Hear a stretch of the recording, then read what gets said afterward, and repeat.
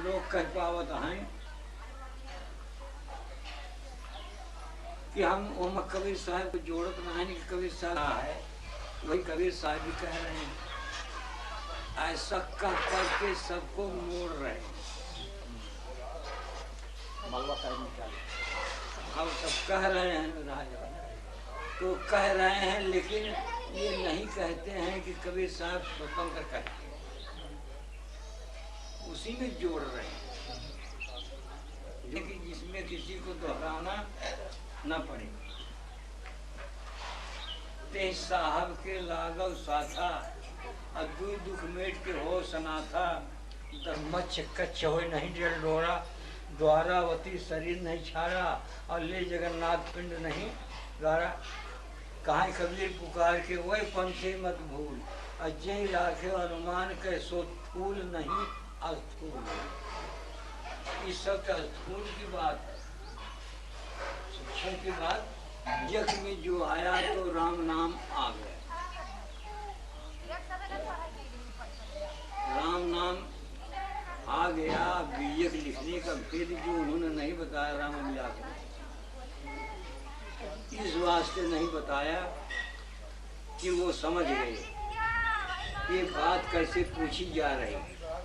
आज तक किसी ने पूछा तो तुरंत वो आदमी कटिंग करेगा कि सच सुकृत जमा रहे, वो जान लगे ब्राह्मण रहे, सर्वजीत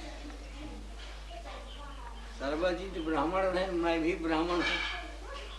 ये तुरंत तीर मारने के लिए हमसे पूछ, कहने का मतलब उस समय आज से 600 वर्ष पहले संस्कृत विद्या ब्राह्मणों की थी, बाण विद्या क्षत्रियों की थी, वैसायिक विद्या मुड़ुआ रही, कायथों की भाषा जमा रही वो 34 थी, और हर देश में वही भाषा चलती कबीर की। अगर अब तेलुगु में आप चले जाएं तो ये मालूम पड़ता है कि कबीर साहब ही बोले नहीं कहा। अरबी में सुनने लगे तो होता है कि क्या कबीर साहब अरबी ये बोला रहन का, सब उर्दू में लिखा हुआ। अंग्रेजी में अंग्रेज लोग गावे लगे तो कबीर साहब की वाणी को मालूम होगा कि सब अंग्रेजी में लिखा रहा का। पंजाबी भाषा में गावे लगे तो वही कबीर साहब पंजाबी में बोले रहे। यानी सब भाषाओं को एक में साठ कर दिया है कि ताकि ये पढ़े हुए वो समझे, ये ना पढ़े हुए वो भी समझे। हर आदमी कबीर साहब की वाणी को समझ सकता है। तो वही भाषा हमारे देश में पढ़ाई जाने लगी, तब वो भाषा धीरे धीरे पनपत पनप गई। अब आए जाने चौधरी चरण सिंह, चौधरी चरण सिंह आए हमारे यहाँ, उसका बैठक था। 28,000 पटवारी जिम्मेदारी में जो रहे।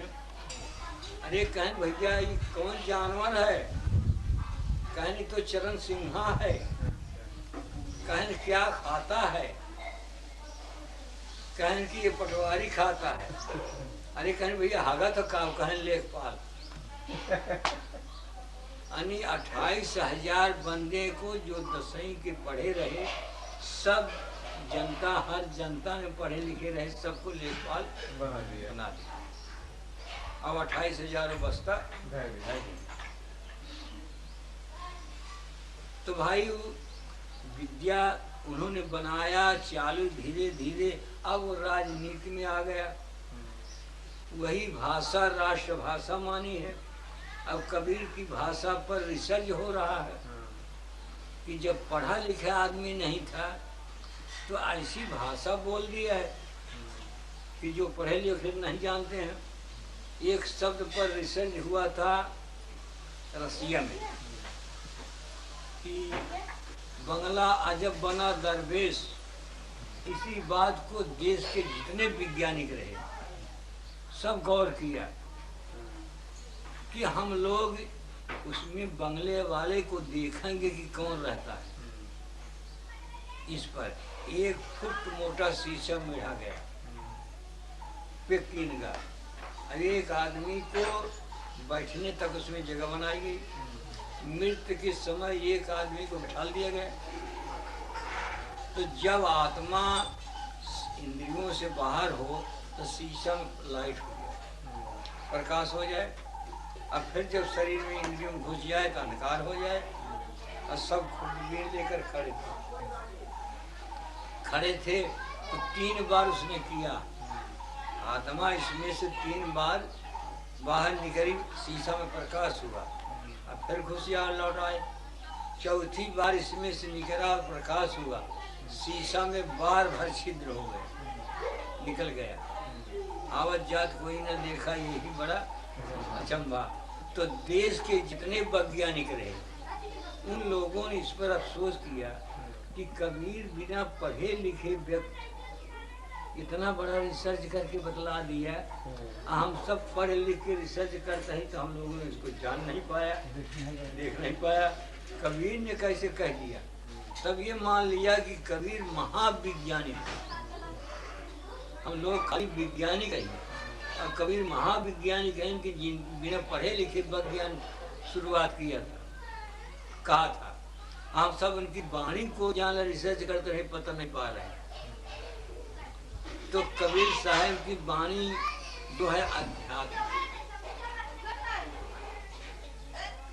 वो सिमले से एक आए रहे डॉक्टर के ऊपर जो होते सार्जन आए थे और हम डर है वहाँ समय जान लगे यार कलकत्ता के ओर। तो वहाँ एक सेठ के यहाँ आए थे, उनका समधियान रहा, जहाँ हम टिके रहे वहीं उन्हें आए गए। तो शाम की बैठक भा तो जे के सेठ हमको बुलाए रहे, कहे साहब कुछ कहा।